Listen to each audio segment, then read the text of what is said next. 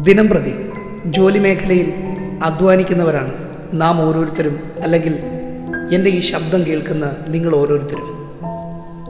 ജീവിതത്തിൽ അധ്വാനിച്ചു വച്ചതും സ്വരുക്കൂട്ടി വച്ചതുമായ നമ്മുടെ നന്മകൾ, അല്ലെങ്കിൽ നമുക്കുണ്ടായ സമ്പത്തുകൾ, അത് തലമുറയ്ക്കും നിനക്കും അനുഭവിപ്പാൻ ദൈവം തന്നതാണെന്ന് തിരിച്ചറിവ് എപ്പോഴും നമ്മിൽ ഭരിക്കണം.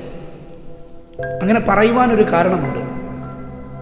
പലപ്പോഴും നമ്മൾ അധികത്തിൽ അധ്വാനിക്കും, എന്നാൽ നമ്മുടെ അധ്വാനത്തിൻ്റെ ആ നന്മകളോ നമ്മുടെ ജീവിതത്തിൽ നമുക്ക് അനുഭവിപ്പാൻ കഴിയാതെ വരും.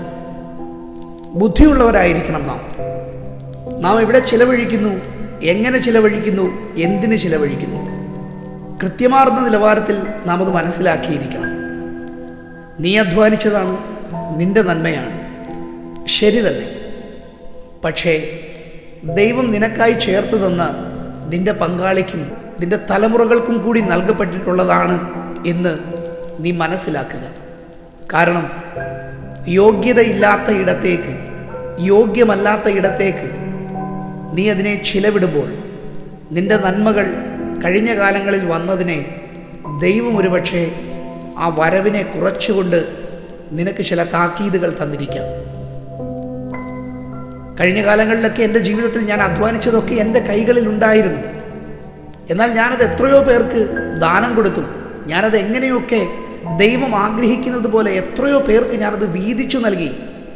ഞാനും എൻ്റെ തലമുറയും എൻ്റെ ഭാര്യയും അനുഭവിച്ചു. അതിനുശേഷം എൻ്റെ കൈകളിലുള്ള നന്മകൾ പലർക്കായി ഞാൻ വിഭാഗിച്ചു കൊടുത്തു. എന്നിട്ടും എന്താണ് എൻ്റെ ജീവിതത്തിൽ എൻ്റെ ആ സ്രോതസ്സുകൾക്ക് ഒരടവ് സംഭവിച്ചത്, അല്ലെങ്കിൽ തടസ്സം വന്നു ഭവിച്ചത് എന്ന് നീ ചിന്തിക്കാറുണ്ട്. അതിനൊരു മറുപടിയുണ്ട് കേട്ടോ. കണ്ടവർ നിന്റെ സമ്പത്ത് തിന്നുകളയരുത്. നിന്റെ പ്രയത്നഫലം വല്ലവൻ്റെയും വീട്ടിൽ ആയിപ്പോകരുത്. ഇത് സത്യവേദ പുസ്തകത്തിലെ ശ്രേഷ്ഠകരമായ തിരുവചനമാണ്. അതിനൊരു പ്രത്യേകതയുണ്ട്. നിനക്ക് നന്മകളെ ദൈവം തന്നുവെങ്കിൽ അതുപയോഗിക്കുന്നത് എന്തിനെന്നും എവിടേക്കെന്നും എവിടെയെല്ലാമെന്നും നീ അറിയണം. ദൈവഹിതപ്രകാരം ദൈവം ആഗ്രഹിക്കുന്നവർക്ക് മാത്രം, ഉചിതമായവർക്ക്, അർഹമായവർക്ക് മാത്രം അത് ചെയ്തു കൊടുപ്പാൻ ബുദ്ധിയും ജ്ഞാനവും നീ പ്രാപിക്കണം. അല്ലാത്ത പക്ഷം നമ്മുടെ നന്മകൾ ഒരുപക്ഷെ അടയപ്പെട്ടേക്കാം. അങ്ങനെ അടയപ്പെടാതെ ലഭിച്ചതെല്ലാം നിനക്കും നിന്റെ തലമുറയ്ക്കും നിന്റെ കൂട്ടുദാസിക്കും നീ അനുഭവിക്കുമ്പോൾ തന്നെ യോഗ്യമായവർക്കും അത് ചെയ്തു കൊടുക്കുക.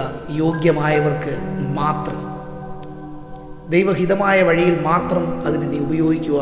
ദൈവത്തിന് ഇഷ്ടമല്ലാത്ത വഴിയിലൂടെ നീ അതിനെ ഉപയോഗിക്കാതിരിക്കുക.